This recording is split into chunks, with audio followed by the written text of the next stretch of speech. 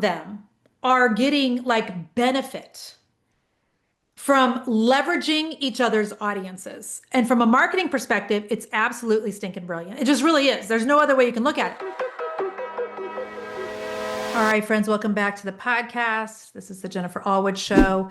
This is actually kind of like part two from the episode that I just released on Monday, which was all about momentum and what we can learn from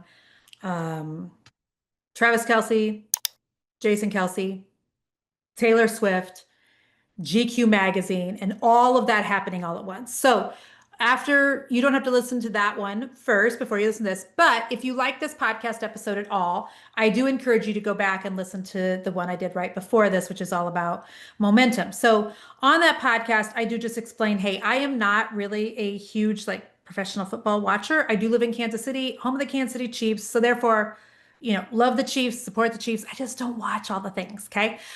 Second, I am not a Swiftie, but I am smart enough to admire the woman's ability to market her business and her skills and her albums and all the things, because I don't know that we can find a better marketer this day and age than Taylor Swift. I just don't.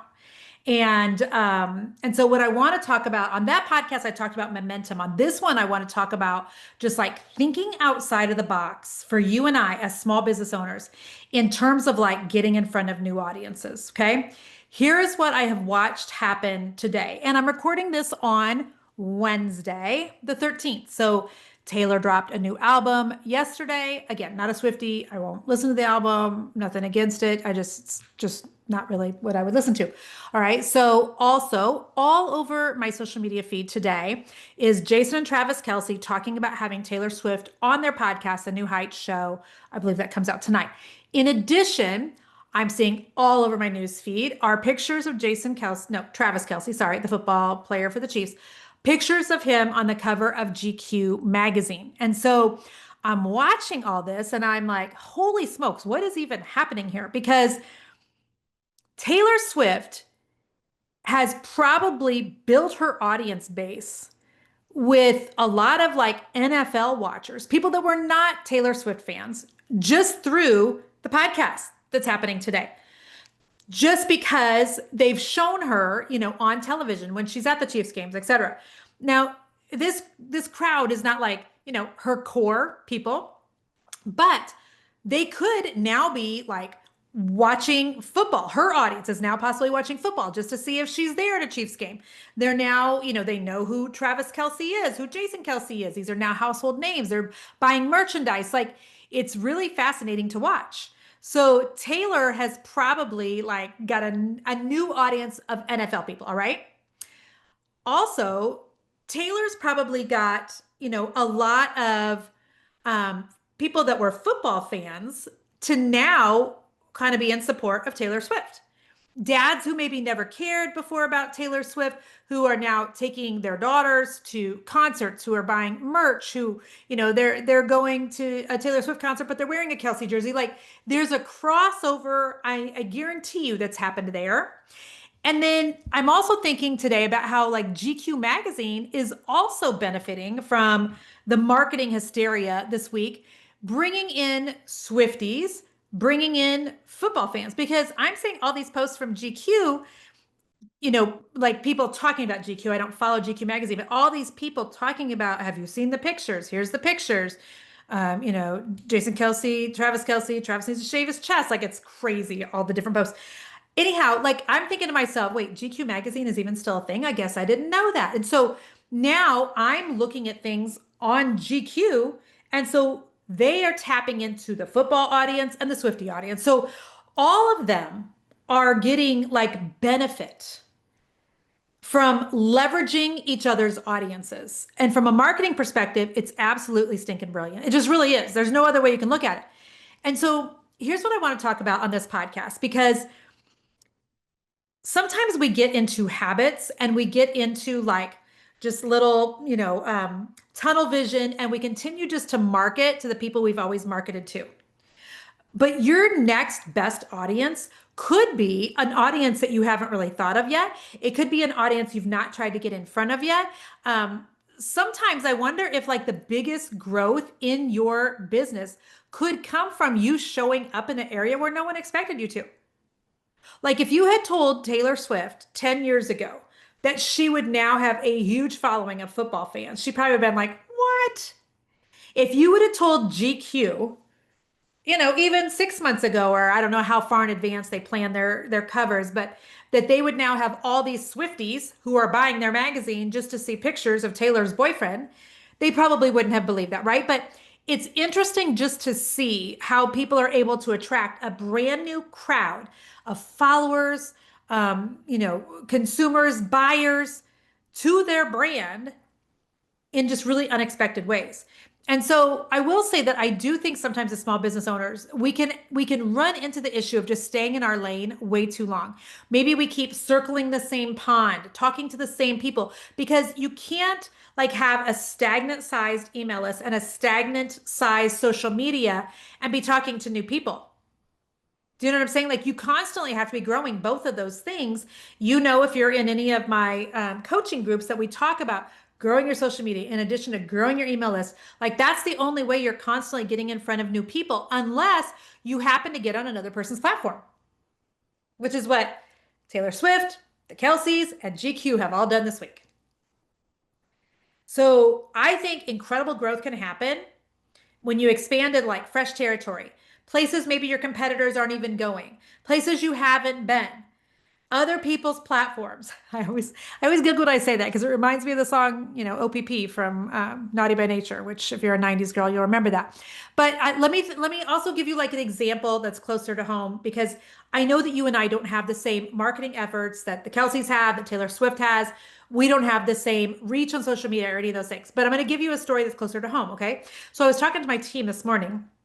And Nell, who is my director of ops, you guys might have heard her do a couple podcasts for me in the month of July when I was off for the month. But she was telling me about when she used to own a store in Texas.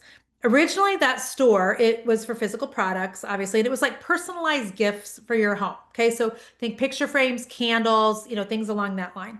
But she had a huge surprise happen with that business. The surprise was that realtors became her number one customer group, people that sell houses.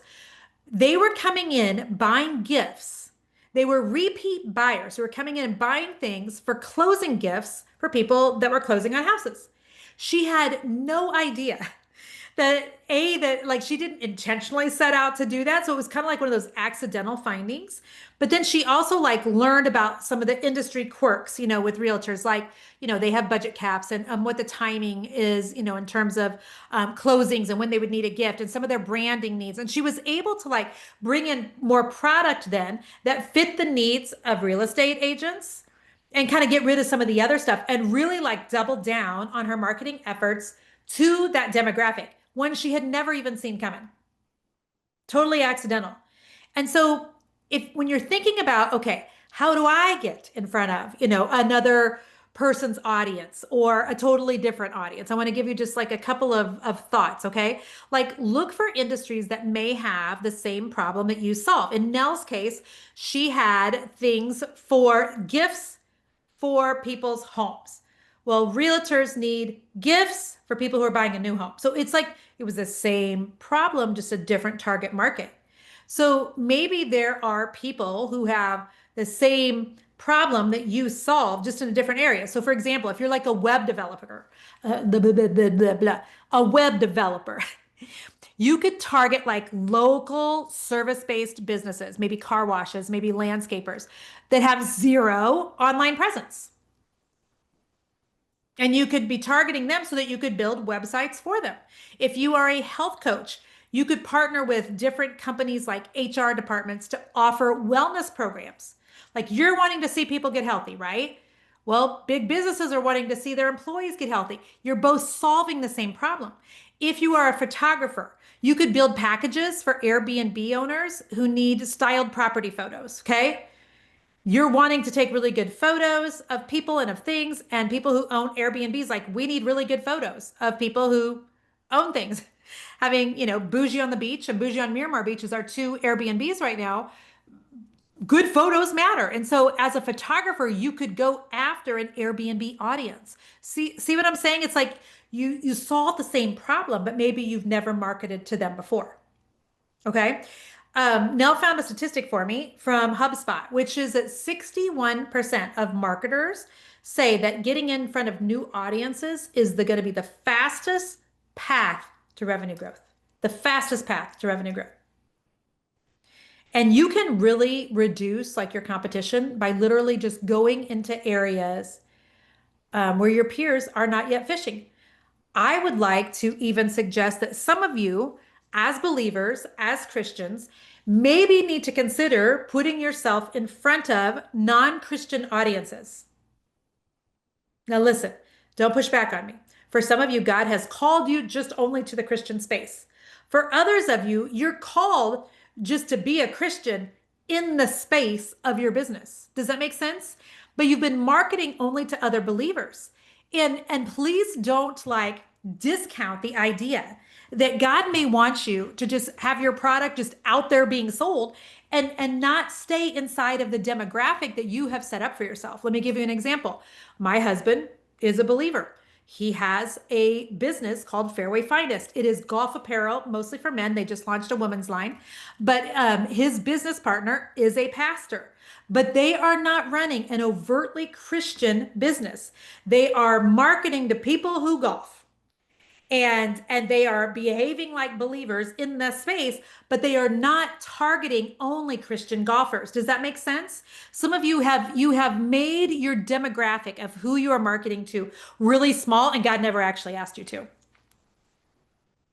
And that, by the way, was not in my notes for this podcast episode. So I'm just going to take it that the Holy Spirit is ministering to someone right now. You do not have to be an overtly forward-facing business in terms of Christianity. You do not have to advertise yourself as a Christian business to prove that you're a believer or to prove to God that you love and adore and want to serve him. Sometimes God just needs you to sell golf polos to the glory of God. Does that make sense? So listen, think about how you can get in front of an audience that you have not yet gotten in front of. How do you do that, Jen? Well, learn their lingo, learn what their challenges are, learn what their buying habits are. So instead of like plastering Bible scriptures, all over his golf polos, Fairway Finest is just advertising the golf polos as polos. They're not trying to put a scripture on the back. They're not trying to put scriptures on the receipts. They are just two people who love Jesus who have a golf company. And so they're looking at the buying habits of golfers in their age demographic. They know the lingo and the lingo to use for those golfers, not necessarily Christian golfers. Does that make sense? You could test some things in front of a new audience. You could offer a small product or a service that's tailored directly to them. Right now, using Jason's company as an example, again, Fairway Finest, they are testing women's apparel with two cute, if you're a female golfer, go to fairwayfinest.com, two super cute sleeveless golf shirts for women. They're adorable. Build relationships with people outside of your circle. You don't have to just be doing business with other Christians. You don't have to only be trying to do collaborations with other believers. Stop being so afraid of, the big bad hairy scary world out there. There are a lot of good people. There are a lot of opportunities for collaboration, for groups, for events with people maybe outside of the small group that you have always done things with. All right? I'm going to give you just like some examples for inspiration. Like if you are a social media strategist, you could start targeting just churches and nonprofits if you wanted. Test a few things out and see if that lands. See if that demographic could be a good fit for you. If you're a branding expert who specializes in like, just general branding, maybe you've had one big client that was in the construction industry and that went really well. Well, what if you just started to try to put out content and just tried to market only to construction companies for a minute and see what happens? That could be a game changer for you. If you're an event planner who did an event for like a corporate retreat for a friend, it's not normally what you do, but it went so well. Well, maybe you need to look at like, if that corporate event, that corporate retreat went so well, maybe you just need to now be an event planner who only does corporate retreats. And so it's getting yourself in front of a new audience that maybe you haven't before. Taylor Swift today is gaining, football fans are now going to Spotify and downloading her music. If it's even there yet, I don't even know. I don't know how that works again because I'm not a Swiftie. People who are GQ readers of the magazine are now like doing a deep dive on their cover guy this month, who's Travis Kelce. Travis Kelce is probably growing by leaps and bounds on social media. His merch is probably flying off the shelves. The last time there was really like this much hoopla over Travis Kelce and Taylor Swift. I can't remember what the statistics were. I did a podcast then also on how much merchandise he sold in a very short window. And, and he's gaining Swifties as an audience. He's gaining more GQ readers. They're all just benefiting from leveraging each other's platforms. And it's beautiful to see.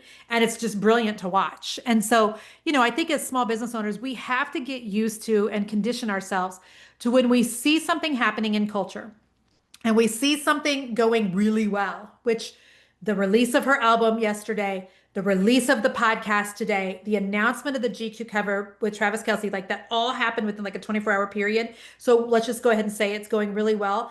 What can we glean from that? What can we like extract out of that and apply to our own business so that we have more success in what it is that God's calling us to? So, man, I hope that that was helpful for somebody today. Try to get in front of a new audience, friends. You just never know if that's going to be like where your breakthrough comes from or where like the next level is that you're going to be going to or where that's maybe where God was intending for you to be the whole entire time. So much love to you today. If you did not listen to the podcast a couple days ago, go back and listen to that one.